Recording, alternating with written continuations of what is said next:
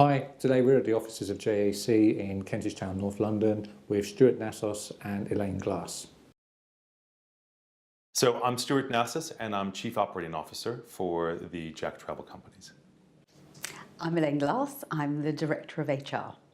So tell me, how do you attract staff to your company? What benefits do you offer? The usual benefits we offer in terms of generous holiday allowance, pension, private medical insurance, depending on seniority, and also depending on where the person is based throughout the globe. So, for example, in Romania, we offer free lunches to everybody. But besides those sort of normal kind of standard benefits, one of the things that we feel very strongly about is making sure that people are really caring for their lives outside work as well as within work. So things like flexible working is really important to us. We discount our hotels so that people can have a little bit of time away.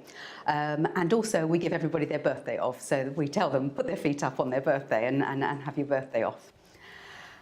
Besides that, obviously you've seen there's a lot that goes on in the office, so we have regular lunches that take place because we've particularly recently we've hired a lot of new people into the company.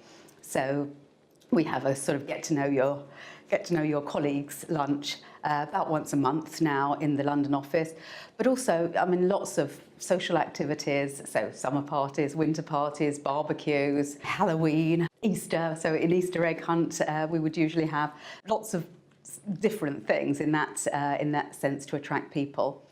And otherwise, a kitchen, so there's a really nice vibe that goes on at lunchtime with everybody kind of coming into the kitchen. And things like competitions. So we had a competition and you'll see around the office that there's lots of photos on our walls, and they are all photos from our employees. So we had a competition to select the best photos, and then we framed them and put them around the offices. Anything that we can think of really to get people together. What do you look for in a CV or application? The very first thing that we look for really is experience. So we want to know that the person, in terms of their experience, matches the particular job that we've got. So generally that will be wholesale experience, so experience within our sector. It's generally local knowledge experience, and very often there's a language skill requirement. And because we phone screen almost every candidate that fits those, that sort of ticks those boxes, it's really a very basic level of information that we're looking for from the CV. Obviously we're also looking for a little bit of a flavour of what the person is like from the CV, so a bit of personality helps us at that point. And of course a covering letter, and very often people actually don't send in a covering letter, but something again that gives us some information about what they're like and what their motivation is to come to us is really important. And I think the other thing to say is just looking at the CV itself. So how it's laid out, what thought has been given to the quality of the layout of the CV, making sure that there's no errors, either in grammar or punctuation or spelling. Because again, those things do give an indication of what the person is like. So those are the general things that we look for. So it really is a quick skim followed by a more detailed phone screen. Roughly how many people have you interviewed this year? So we've interviewed several hundreds of people, and in particular over the last 4 months have hired just over 100 people. Of course, those positions are across a variety of offices because we have locations around the world, and also for a variety of functions. So anywhere from purchasing, contractors through salespeople, finance people, a multitude of functions, as well as within our head office here in London. Can you explain your interview process? It starts with a phone screen. So as I said to you before, all candidates will be phone screened, and again what we're looking for there is kind of confirmation of what the CV says in relation to their experience, so a little bit more in depth around their experience. But we're also looking for their motivation to want to join us. So we'll ask some very basic questions around what they know about our company and why they want to join us. And frankly, we absolutely expect them to be able to answer that, because that goes to the heart of whether actually they really want to work for us. Following on from that, assessment will be, there's a whole kind of variety of different methods that we use, from interviews. So an interview, at least one interview will take place. But presentations, case studies, role plays. In Romania, we often have an assessment centre type of approach. But an example of one of our role plays would be if we were recruiting, for example, a contracts manager. So we would do a role play with a hotelier. So we would expect the candidate to be able to negotiate with a hotelier, and we would be able to see a whole kind of raft of different skills that we are expecting to see as part of that process. So a range of different things. I think the one thing to say is that at the final stage, at the final interview stage, actually what we're really looking for is fit. So we want somebody that is really hungry, that is goal-driven, that's got really good communication and analytical skills, but someone that's very eager to learn and really wants to join us. I would just probably add to that and just say that in many cases, so many people come in with a lot of the technical skills to do the job, but it's that real cultural fit that we look for, somebody who actually does have, as Elaine said, that drive, that passion, that want to go and be that little bit better than the competitors are. That really does actually make the difference when we decide between candidates as to who we want ultimately. Yeah. Can you tell us a little bit about your induction program for new staff? We obviously have a departmental induction that takes place for every new starter, and that's a structured induction within the department itself. But we also have a corporate induction program. So every new starter will participate in that particular program. And the way that works, we deliver it by a web-based tool, because obviously we've got people starting all around the world, and every single month there are presentations that are given by the most senior directors within the organisation around a raft of areas. So things like the travel landscape and where our company fits within that. Our company and what it's like to work at our company, something around the history of our company, our story, the departments and how those departments work and how they interact with each other, and how to become a successful new starter when they start at JacTravel. That's the basis of our corporate induction programme. We also have a survey that we send out to new starters about 2 months after they join to find out how they're getting on. And we look at trends that come out of that survey that tell us, give us some really good information about whether there are things that we need to do to improve our induction process. Just to say, I mean, it's a great opportunity not just for the new hires, but also for the senior leadership to actually get to know and engage with the new employees, because so many times, as Elaine says, you know, we have people based in outer offices where we don't necessarily get to those offices, or they don't necessarily come to the headquarters location. And so this is at least an opportunity for us to engage with who the new recruits are, what it is that they have on their minds, what brought them to the company.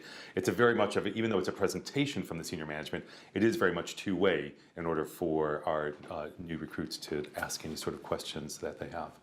Yeah, I mean, it's actually going on literally as we speak within one of the offices. And I know the presentation that I did yesterday, we had people from the Kentish Town office, people from the Romanian office, we had somebody from Thailand, we had 2 people from Edinburgh. So it's a way of bringing everybody together.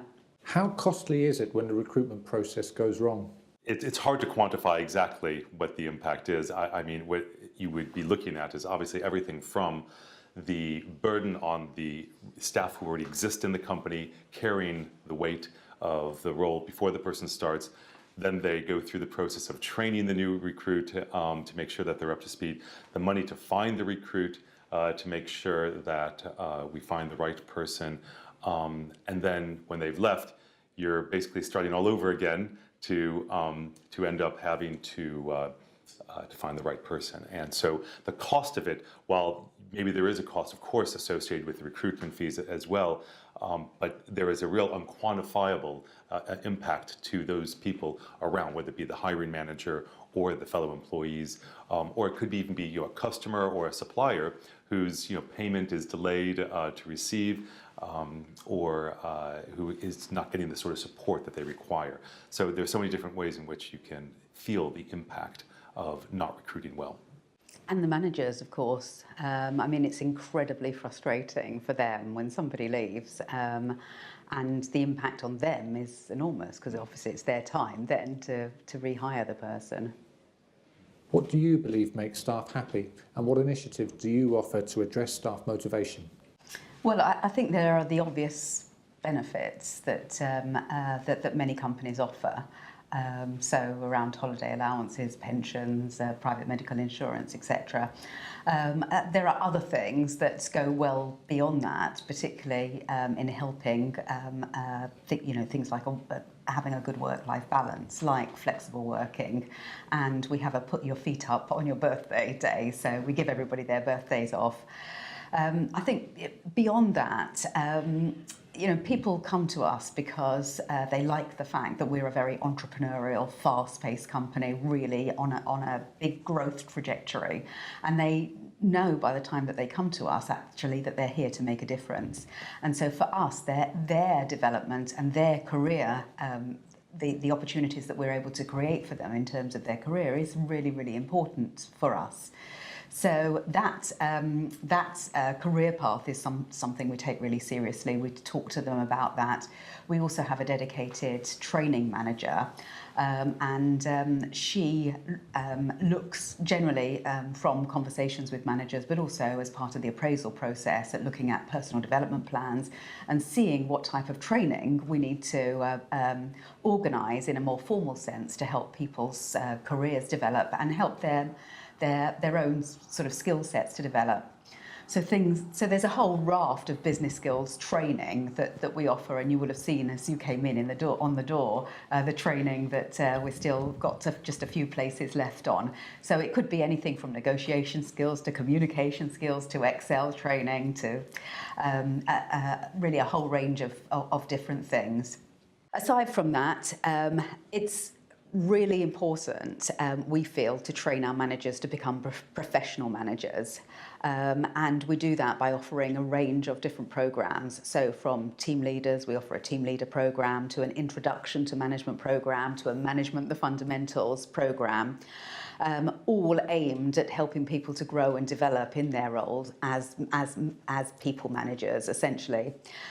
We offer those people the opportunity to take the Institute of Leadership and Management qualifications, and we've had at least 20 people go through and pass qualifications at various different levels within that particular program, which is great. We also do something a little bit more informal than that. So in our main offices, every single month we have something called Manager Light Bites. So this is where we invite all our line managers or anybody that would like to attend for lunch, generally over a sandwich and a bag of crisps, to really talk about a particular area of management. So it could be around how you manage performance, it could be around one-to-one meetings, it could be around managing people remotely, all the kind of things that actually are challenging for managers.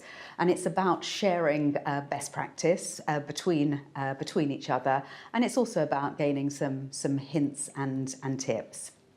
So those are the areas that are really important in terms of management development.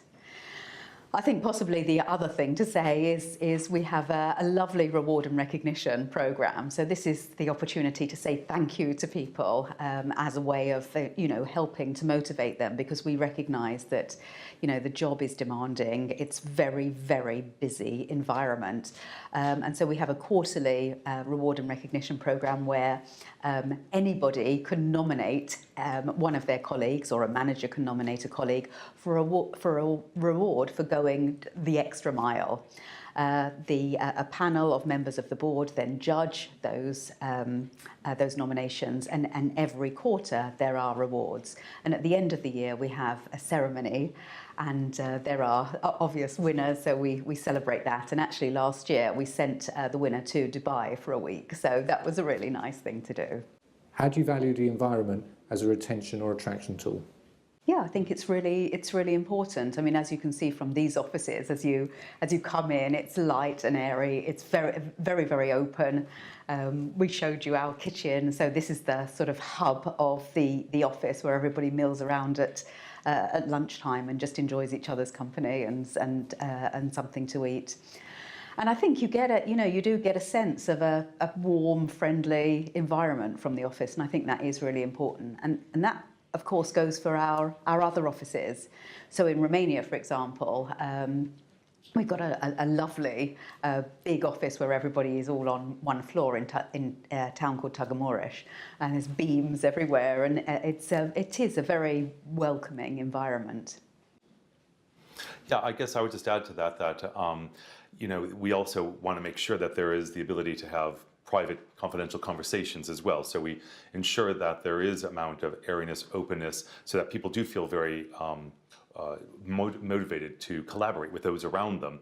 But equally, it's important sometimes to actually break away and have a bit of space to just think, or to meet with one of your colleagues, have confidential conversations. So there is that balance that we try to get right, and it does feel like we've been able to strike the right chord in these offices here, and we've tried to carry that through the other offices that we have globally.